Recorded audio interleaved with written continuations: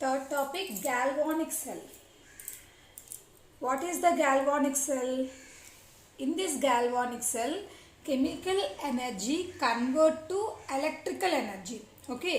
In this galvanic cell, chemical energy convert to electrical energy. Why this happen? Examples: battery, flashlights, cell phones, lights, bulbs. Okay, battery is the chemical energy and that is convert to into electrical energy. It's give to light. Okay, that light is called electrical energy. So that first chemical energy converts to electrical energy is called galvanic cell. Batteries తీసుకున్నాం అనుకోండి, batteries అనేది chemical energy. ఆ chemical ఎనర్జీని మనం current pass చేసాం అనుకోండి, ఏమవుతుంది, అది ఒక ఎలక్ట్రికల్ ఎనర్జీగా కన్వర్ట్ అవుతుంది. ఇప్పుడు బల్బ్స్లో ఉన్నది బ్యాటరీ, అది ఏమవుతుంది, ఎలక్ట్రికల్ ఎనర్జీ మనకి ఏమిటి, కాంతిని ఇస్తుంది అనమాట. ఆ కాంతిని ఏమంటారు, ఎలక్ట్రికల్ ఎనర్జీ అంటారు. సో అలాగే గాల్వానిక్ సెల్ ఏమవుతుందంటే ఫస్ట్ కెమికల్ ఎనర్జీ అనేది ఎలక్ట్రికల్ ఎనర్జీగా కన్వర్ట్ అవుతుంది. ఓకే, ఈ గాల్వానిక్ సెల్ని డానియల్ సెల్ అని కూడా అంటారనమాట. Okay, this Daniell cell consists of a two offs. See, this is the one off and this is the another off. Okay, this off is called anode off cell. This is called cathode off cell. Okay, this Daniell cell consists of a two off cells. First one is the anode off cell, second one is the cathode off cell. These two cells are connected by salt bridge. Okay, this is the salt bridge.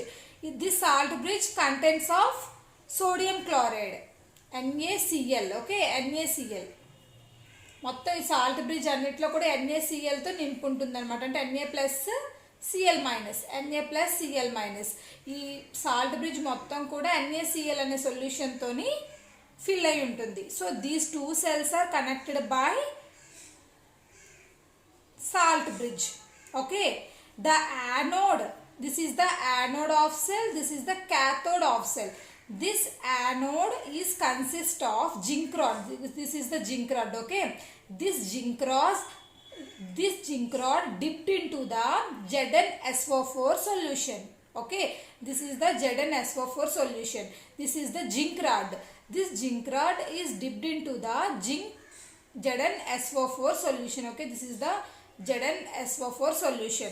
See, this copper plate, this is the copper plate. Okay, this copper plate, this is the copper plate. This copper plate dipped into the copper sulfate solution, CuSO4 solution, copper sulfate solution. This copper plate is dipped into the copper sulfate solution.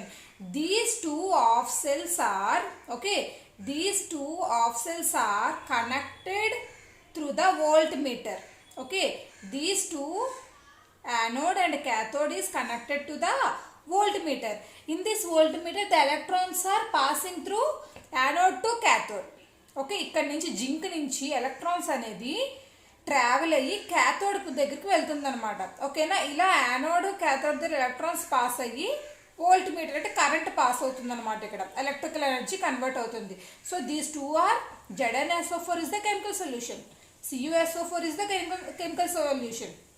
These chemical energy is converting to electrical energy. ఇక్కడ ఒక volt meter ఉంటుంది. సో ఈ volt meter నుంచి current supply అవుతుంది.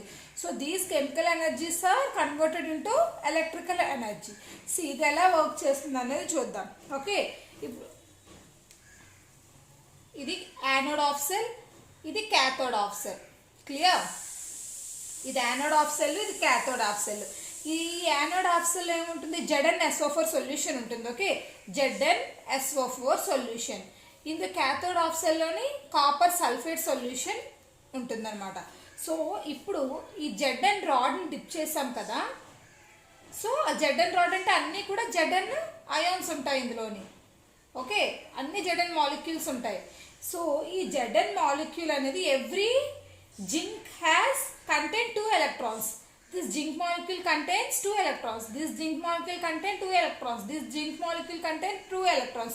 So every zinc has 2 electrons. Okay, ఇప్పుడు ఇక్కడ నుంచి ఎలక్ట్రాన్స్ మూవ్ అవుతున్నాయని చెప్పాను కదా. ఓకే, ఇక్కడ నుంచి ఎలక్ట్రాన్స్ యానోడ్ నుంచి క్యాథోడ్కి వెళ్తున్నాయి, ఎలక్ట్రాన్స్ మూవ్ అవుతున్నాయి. అంటే ఏమవుతుంది, ఈ జింక్ అనేది 2 ఎలక్ట్రాన్స్ని కోల్పోతుంది.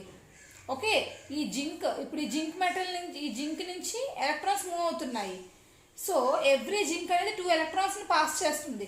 ఇప్పుడు ఈ జింక్ అనేది 2 ఎలక్ట్రాన్స్ని పాస్ చేసినప్పుడు జింక్ +2గా కన్వర్ట్ అవుతుంది. ఎందుకు అంటే ఈ జింక్ అనేది 2 ఎలక్ట్రాన్స్ని ఇచ్చేస్తుంది. సో ఇచ్చేస్తే ఏమొస్తుంది, ప్లస్ ఛార్జ్ వస్తుంది, తీసుకుంటే మైనస్ ఛార్జ్ వస్తుంది. ఇక్కడ జింక్ అనేది 2 ఎలక్ట్రాన్స్ని ఇచ్చేస్తుంది. సో 2 ఎలక్ట్రాన్స్ని ఇచ్చేసే వల్ల Zn+2గా కన్వర్ట్ అవుతుంది. అలాగే ఈ జింక్ అనేది Zn+2గా కన్వర్ట్ అయింది. నెక్స్ట్ ఈ జింక్లో ఉన్న 2 ఎలక్ట్రాన్స్ పాస్ అవుతాయి. సో ఈ జింక్లో ఉన్నది Zn2+గా కన్వర్ట్ అవుతుంది. నెక్స్ట్ ఇది కూడా Zn2+గా కన్వర్ట్ అవుతుంది. ఓకే, సో ఇక్కడ ఎన్నైతే జింక్ మాలిక్యూల్స్ ఉన్నాయి ఇవన్నీ కూడా Zn+2గా కన్వర్ట్ అయిపోతున్నాయి. ఇంక ఇక్కడికి వద్దాం. ఈ ఎలక్ట్రాన్స్ ఇలా పాస్ అవుతున్నాయి కదా, ఇప్పుడు ఈ Cu+2 ఇక్కడ ఉంటుంది అనమాట, కాపర్ ప్లేట్.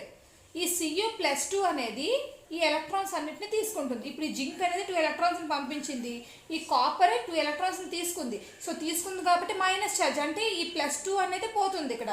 సో Cuగా కన్వర్ట్ అవుతుంది. ఇక్కడ Zn అనేది Zn+2గా కన్వర్ట్ అయింది, ఇక్కడ Cu+2 అనేది Cuగా కన్వర్ట్ అవుతుంది.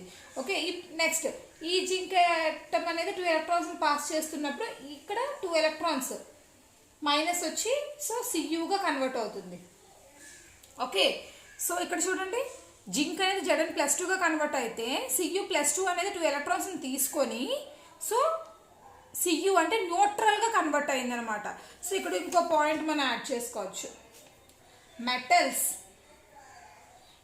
ions can usually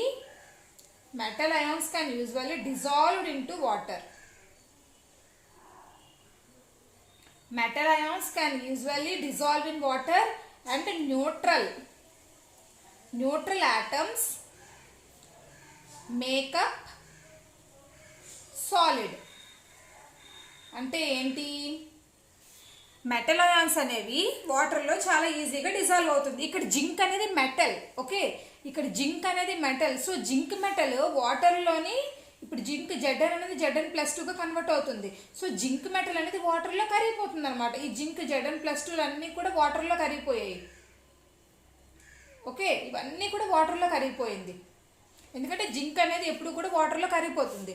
అలాగే Cu అనేది న్యూట్రల్ ఛార్జ్. చూడండి, Cuకి ప్లస్ లేదు మైనస్ లేదు. So that is the neutral charge. Neutral items ఎప్పుడు కూడా సాలిడ్గా ఫామ్ అయిపోతుంది అనమాట. ఇక్కడ చూడండి, Cu+2 అనేది Cuగా కన్వర్ట్ అయిపోతుంది. అలా Cuలు ఎక్కువైపోతున్న కొద్దీ ఇదో పెద్ద సాలిడ్గా తయారైపోతుంది అనమాట. నీటిలో కరగదు, పెద్ద సాలిడ్ ఒక రాయిలాగా అలా కన్వర్ట్ అయిపోతుంది.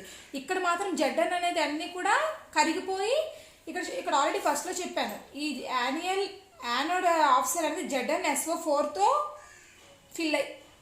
ఫిల్ అయి ఉంటుంది. ఓకే, ఇక్కడ Zn+2 అన్నీ వాటర్లో కరిగిపోతే ఇంకా మనకి ఏమవుతుంది, SO4-2.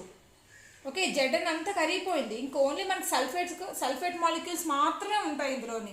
ఇక్కడ చూడండి, కాపర్ న్యూట్రల్, Cu అనేది న్యూట్రల్ ఛార్జ్. సో న్యూట్రల్ కాబట్టి ఇదంతా కూడా ఒక సాలిడ్గా ఫామ్ అయిపోతుంది. సో ఏమవుతుంది, SO4-2 Cuలన్నీ ఎక్కువ ఉన్నాయి ఇక్కడ. ఓకేనా, ఇక్కడ చూడండి మైనస్ ఛార్జ్ ఉంది, ఇక్కడ చూడండి న్యూట్రల్ ఛార్జ్లు ఎక్కువ ఉన్నాయి. న్యూట్రల్ అంటే is nothing but positive charge అనుకుందాం. ఇక్కడ మైనస్ ఛార్జ్లు ఎక్కువైపోయాయి, ఎందుకంటే Znలన్నీ కూడా నీటిలో కరిగిపోయి only minus charge SO4-2 minus ఛార్జ్లు ఎక్కువ పెరిగిపోతున్నాయి. ఇక్కడ చూడండి అంత కాపరే, మొత్తం అంతా కాపర్ ఎక్కువైపోయింది. సో కాపర్ అనేది ఎక్కువ పర్సెంటేజ్ అయిపోతుంది. ఇక్కడ ఆల్రెడీ ఫస్ట్ చెప్పాను చూడండి, దానియల్ సాల్ట్ బ్రిడ్జ్. ఈ సాల్ట్ బ్రిడ్జ్ ఏమవుతుంది, సాల్ట్ బ్రిడ్జ్లో అన్నీ ఏమున్నాయి, NaCl సొల్యూషన్ ఉంది, అంటే Na+Cl-, అంటే ఇది ఒక సాల్ట్ బ్రిడ్జ్ అనుకుందాం. ఓకే, ఇందులోని Na+Cl-, Na+Cl-, ఇలా చాలా ఉంటాయి అన్నమాట. అయితే ఇక్కడ ఏ ఛార్జ్ ఉంది, ఎక్కువ మైనస్ ఛార్జ్ ఉంది, ఎందుకంటే Zn అన్నీ కరిగిపోయి ఓన్లీ SO4-2 అంటే మైనస్ ఛార్జ్ అనేది ఎక్కువైపోతుంది. సో ఈ మైనస్ ఛార్జ్ అన్నీ కూడా ఇందులో ఉన్న Na+Cl-లో ఉన్న ప్లస్ ఛార్జ్ని తీసుకుంటుంది అనమాట. అంటే Na+లన్నీ కూడా యానోడ్ సెల్లోకి వచ్చేస్తాయి. ఇక్కడ చూడండి న్యూట్రల్ అంటే ఏ ఛార్జ్ లేదు, ఏ ఛార్జ్ లేకపోవడం వల్ల ఈ మైనస్ ఛార్జీలు అన్నీ కూడా క్యాథోడ్ సెల్లోకి వచ్చేస్తాయి అనమాట. అర్థమైందా? ఈ సాల్ట్ బ్రిడ్జ్ అనేది NaCl తోని ఫిల్ చేసి ఉంటుంది. ఇక్కడ మైనస్ ఛార్జ్ ఎక్కువైపోయింది. ఓకే, ఈ మైనస్ ఛార్జ్ ఎక్కువైపోవడం వల్ల ప్లస్ ఛార్జ్ని అట్రాక్ట్ చేసుకుంటుంది. ఇక్కడ ఏ ఛార్జ్ లేదు కాబట్టి మైనస్ ఛార్జ్ని అట్రాక్ట్ చేసుకుంటుంది. ఇక్కడ అన్ని Cls వచ్చేస్తాయి, ఇక్కడ అన్ని Na+లు వస్తాయి. ఓకేనా? ఇప్పుడు దీని రియాక్షన్ చూద్దాం ఒకసారి. యానోడ్ దగ్గర చూడండి, యానోడ్ రియాక్షన్ ఏమైంది? యానోడ్ రియాక్షన్ ఏమైంది చూడండి. యానోడ్ దగ్గర, యానోడ్ ఆఫ్ సెల్ దగ్గర Zn, ఓకే, జింక్ రాడ్ అదనేది ఫస్ట్ ఎలాగుంది? సాలిడ్ స్టేట్లోనే కదా. జింక్ రాడ్ అనేది సాలిడ్ స్టేట్లోనే ఉంది, ఫస్ట్ సాలిడ్గా ఉంది. సో జింక్ రాడ్ అనేది Zn2+గా కన్వర్ట్ అయింది. ఈ జింక్ రాడ్ అనేది Zn2+గా కన్వర్ట్ అయింది. ఎలా? 2 ఎలక్ట్రాన్స్ ఇచ్చేసి. ఓకే, జింక్ రాడ్ ఫస్ట్ ఎలా ఉంది? సాలిడ్ స్టేట్లో ఉంది. ఈ సాలిడ్ స్టేట్ నుంచి Zn+2గా ఎలా కన్వర్ట్ అయ్యి వాటర్లో కరిగిపోయింది. సో యాక్వస్ సొల్యూషన్ అంటే liquid solution. Okay, first zinc rod solid స్టేట్లో ఉంది, నెక్స్ట్ అలాగా జింక్+2గా కన్వర్ట్ అయ్యి వాటర్లో మిక్స్ అయిపోయింది. ఎందుకంటే మెటల్స్ అన్నీ కూడా వాటర్లో బేగా డిజాల్వ్ అయిపోతాయి. సో Zn+2 అనేది యాక్వస్ సొల్యూషన్. ఎలా అయింది? 2 ఎలక్ట్రాన్స్ని ఇచ్చేసి. ఇప్పుడు క్యాథోడ్ రియాక్షన్ చూడండి. క్యాథోడ్ రియాక్షన్ ఏమైంది? Cu+2, ఇక్కడ జింక్ Zn తీసుకున్నాము, ఇక్కడ Cu+2 తీసుకున్నాం స్టార్టింగ్లో. సో Cu+2 అనేది 2 ఎలక్ట్రాన్స్ని గెయిన్ అయ్యింది. ఎలాగా? జింక్ దగ్గర నుంచి 2 ఎలక్ట్రాన్స్ని గెయిన్ అయ్యి ఎలా అయింది? Cuగా కన్వర్ట్ అయ్యింది. ఈ Cu అనేది కన్వర్ట్ అయింది, పెద్ద సాలిడ్గా కన్వర్ట్ అయిపోయింది. So solid state. Cu+2 అనేది యాక్వస్ స్టేట్. ఫస్ట్ Cu+2 అనేది ఇది ప్లేట్ అనమాట. జింక్ అంటే యాక్వస్ స్టేట్, లిక్విడ్ స్టేట్ అనమాట.